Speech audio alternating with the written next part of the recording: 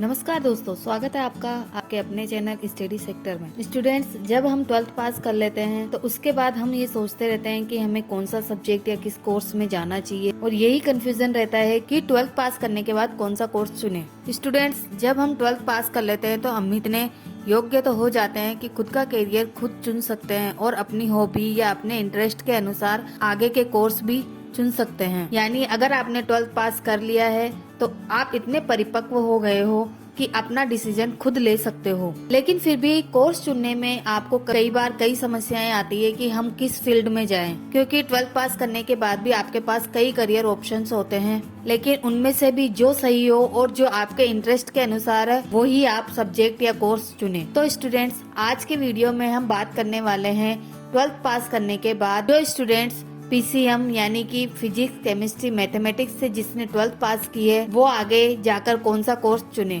इससे पहले हमने जो वीडियो बनाया था वो आपके लिए पीसीबी वाले स्टूडेंट्स के लिए था, उसका लिंक यहाँ पर दिया हुआ है, वहाँ जाकर भी आप इसको देख सकते हैं। तो आज का जो वीडियो है वो है पीसीएम के स्टूडेंट्स के लिए। वीडियो शुरू करने से पहले मैं आपको बता दूं कि अगर आपने अभी तक हमारे चैनल स्टडी सेक्टर को सब्सक्राइब नहीं किया है तो इसे सबसे पहले तो सब्सक्राइब करें और साथ ही में बेल आइकन को भी क्लिक करें। स्टूडेंट्स, 12th पास करने के बाद आपके पास जो सबसे पहला ऑप्शन आता है वो आता है बीटेक, यानी कि जो स्टूडेंट्स इंजीनियरिंग के फील्ड में जाना चाहते हैं उनके लिए ये ऑप्शन बहुत ही अच्छा है, बीटेक या बीई। बीटेक यानी कि बैचलर इन टेक्नोलॉजी और बीई यानी कि बैचलर इन इंजीनियरिंग। दोनों ही कोर्स आपके इंजीनियरिंग से संबंधित होते हैं और इनमें कई सारे ऑप्शंस होते हैं, जैसे कि computer science and engineer, mechanical engineering, electrical engineering, civil engineering और कई सारे ऑप्शंस होते हैं। बीटेक करने की जो अवधि होती है वो 4 साल की होती है। बीटेक करने के बाद अगर आप एमटेक करते हो तो आप किसी भी अच्छे कॉलेज में जाकर प्रोफेसर या लेक्चरर के रूप में नियुक्त हो सकते हो। बीटेक में जो आपको कॉलेज मिलते हैं वो एक एंट्रेंस एग्जाम के द्वारा मिलते हैं। वो एंट्रेंस एग्जाम है जेईई। जेईई का एग्जाम 2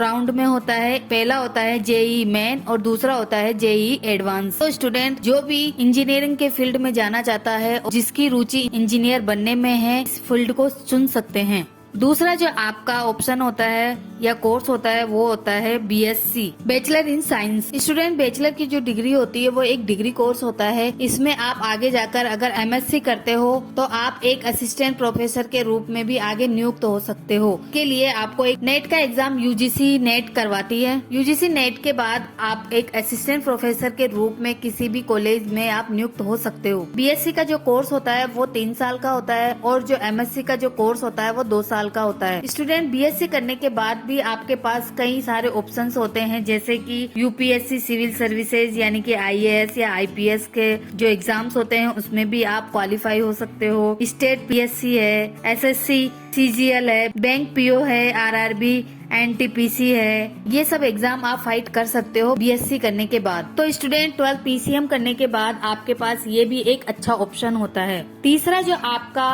ऑप्शन होता है वो होता है एनडीए यानी कि national defence academy. Students, NDA का जो एग्जाम होता है वो यूपीएससी करवाती है। एनडीए के एग्जाम में मेन जो पॉइंट होता है फिजिकली फिट होना, क्योंकि एनडीए के एग्जाम के द्वारा ही आप आर्मी जैसे और नेवी या एयरफोर्स जैसे कोर्स को आप चुन सकते हैं। यानी जिस भी स्टूडेंट की रुचि नेवी में जाने की या एयरफोर्स में जाने की या फिर आर्मी क्षेत्र में जाने की है वो एनडीए का कोर्स जरूर करें। एनडीए का कोर्स करने के लिए आपके लिए एक नियम होता है, वो होता है कि अनमेरिड मेल कैंडिडेट्स ही इसको कर सकते हैं। यानी आप पीसीएम करने के बाद एनडीए का कोर्स भी चुन सकते हैं, जिसमें कि आपको एक अच्छा कैरियर ऑप्शन मिलेगा। तीसरा जो कोर्स आता है स्टूडेंट्स वो होता है बीआर्क यानी कि बैचलर इन आर्किटेक्चर। स्टूडेंट जिसकी भी रुचि इसमें हो कि जैसे कि बिल्डिंग बनाना, बिल्डिंग के नए नए डिजाइन बनाना, उनमें नक्शे बनाना, यानी कि डिजाइनिंग, नक्शे आदि से संबंधित जिसकी भी रुचि हो वो इस क्षेत्र को चुन सकते हैं। बी आर्क चुनने के लिए आपको 12th में कम से कम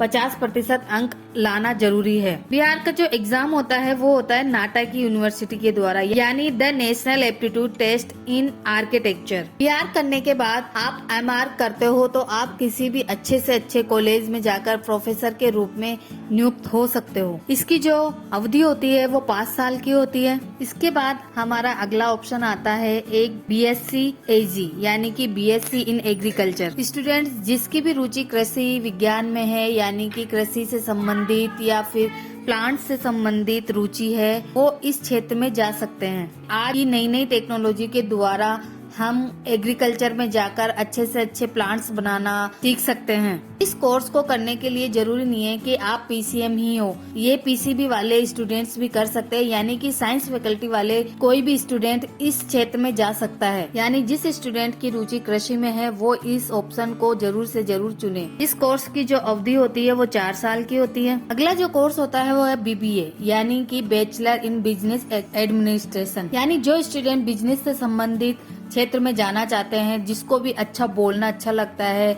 या फिर किसी बड़ी कंपनी में जाकर अपना स्कोप बनाना चाहता है, तो वो इस कोर्स को जरूर चुने। तो स्टूडेंट्स, हमने देखा कि 12th पास करने के बाद पीसीएम वाले स्टूडेंट्स के पास बहुत सारे ऑप्शन होते हैं और इन ऑप्शनों में कई सारे और भी है जिन्हें मैं आपको बताना चाहती हूँ, जैसे कि BCA, flight engineer, air hostess या एयर क्रू, कई तरीके के डिप्लोमा कोर्स है जैसे कि सीएस, आईटी, इलेक्ट्रिकल्स आदि। तो स्टूडेंट, हमने इस वीडियो में देखा कि पीसीएम वाले स्टूडेंट्स के लिए भी बहुत सारे ऑप्शन होते हैं आगे जाकर अपना करियर बनाने के लिए। अगर आपको और कई जानकारी चाहिए तो आप हमें नीचे दिए गए कमेंट सेक्शन में आकर बता सकते हैं या अपने सवाल पूछ सकते हैं। आज के वीडियो में इतना ही। धन्यवाद।